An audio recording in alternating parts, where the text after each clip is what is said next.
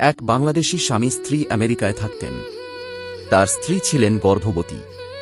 স্বামী তার স্ত্রীকে অনেক ভালোবাসতেন এবং যত্ন করতেন। শুধু তাই না, বাড়ির সমস্ত কাজ স্বামী নিজ হাতেই করতেন।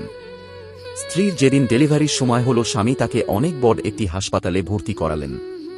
তখন হাসপাতালের এক ডাক্তার বললেন, আপনি 2 দিন পর এসে আপনার স্ত্রী আর সন্তানকে নিয়ে যাবেন। কিন্তু স্বামী তো স্ত্রীকে ছাড়া এক মুহূর্ত থাকতে পারে না। তাই সিদ্ধান্ত নিল সে তাদের ছাড়া কোথাও যাবে না। সে হাসপাতালের বাহিরে দাঁড়িয়ে থাকল।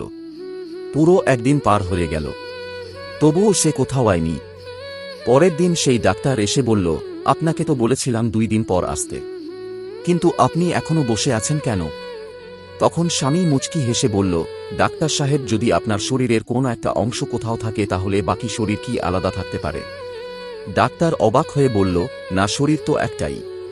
তখন ওই লোকটি বলল, আমার স্ত্রী আমার অর্ধাঙ্গিনী। সে অনেক কষ্ট করে আমার সন্তানকে 10 মাস গর্ভে রেখেছে। আর আমি কি সামান্য 2 দিন তার জন্য কষ্ট করতে পারি না? তাহলে আমি কেমন স্বামী হলাম? প্রিয় বন্ধুরা, যদি সব স্বামীরাই তাদের স্ত্রীর প্রতি এমন যত্নবান হতেন তাহলে স্ত্রীদের